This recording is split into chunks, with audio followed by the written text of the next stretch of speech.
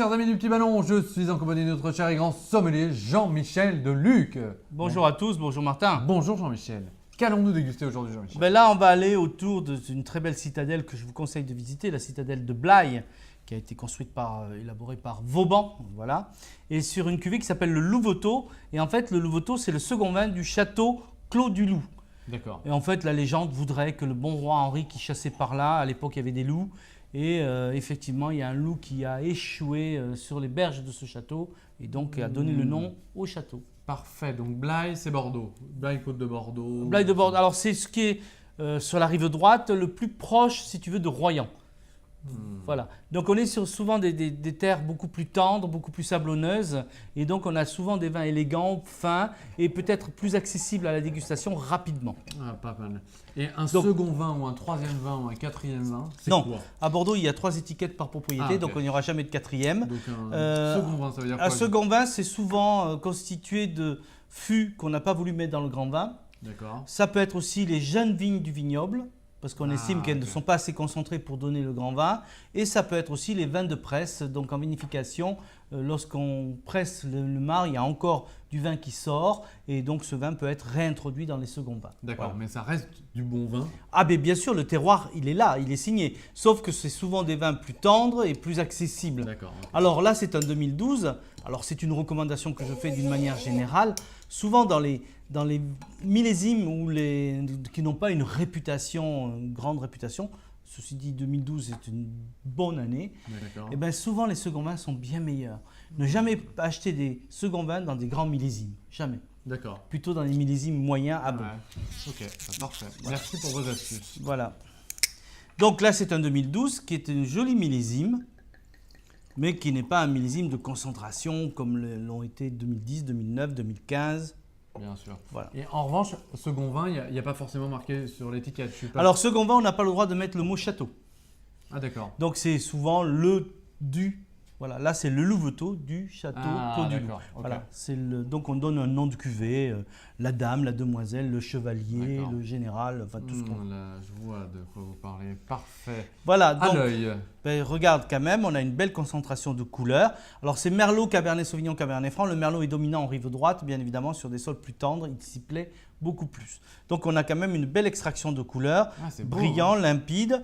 On a bien évidemment un début d'évolution, mais ça reste encore frais, un petit peu violet à l'œil. Donc c'est plutôt bon signe. Et puis on a une belle concentration également de matière.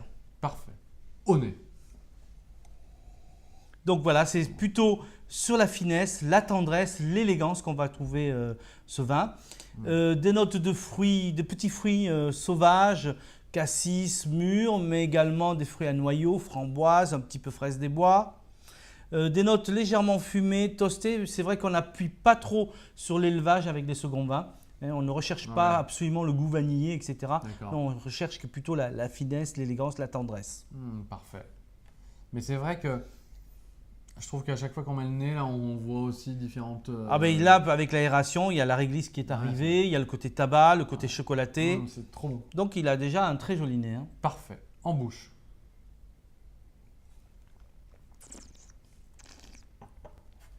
Souple, rond, velouté, tendre. C'est chardu quand même. C'est bon. Hein. Il y a de la chair, hein, il y a quand même du goût. Alors quand on goûte le second vin comme ça, on s'imagine le premier vin, comment il peut être. Hein. C'est sublime. Et C'est très très bon. voilà, final un petit peu poivré, réglissé. Les tanins sont soyeux, sont fins. Effectivement, on a des tanins de peau, mais un petit peu de tanins de bois. Donc c'est un vin qui est parfaitement équilibré. J'ai trouvé ce vin charmeur et surtout le plaisir de le boire aujourd'hui. Donc effectivement, on peut le garder quelques années, mais je trouve qu'aujourd'hui, il est sublime. Ah, c'est hyper bon. Hein. C'est forcément, je pose beaucoup de questions aujourd'hui, mais c'est forcément meilleur un premier vin qu'un second vin ou... Ben, en toute logique, on garde le meilleur pour le premier vin. D'accord. Mais le premier vin, lui, il faudra l'attendre un petit peu plus longtemps en cave pour pouvoir l'apprécier au même niveau. Ah, c'est hyper Ce vin nous donne un accès à ce terroir plus rapidement. Ok. Et ça, c'est le plaisir. J'adore ça. Moi. Donc, c'est un vin qu'on peut carafer une demi-heure avant de le consommer aujourd'hui. C'est un vin qu'on peut garder 5 ans, vous ai-je dit. Voilà, et puis bon, bavette à l'échalote, un rôti de veau, du porc, de la volaille. Ah ouais, si on est un peu plus végétarien. Un hamburger végétarien, pourquoi pas. Voilà. Non, mais on peut très bien aller sur des spaghettis bolognaises, etc. Ouais, Mais bon, ouais. c'est vrai que le vin rouge sur des légumes, Sans- c'est plus difficile. Ah ouais, Hein. d'accord. Mais on Ou peut sans rien. non, mais on peut très bien imaginer tout ce qui est légumes méditerranéens, poivrons ou Ah oui, ok. aubergines, ça peut aller D'accord. aussi sur les vins Ok. rouges. Parfait. Bah, merci Jean-Michel pour cette très très belle découverte. Fromage, bien évidemment. Alors moi, je l'ai essayé sur un reblochon. Donc c'est savoyard, mais c'était très très bon. Pas mal.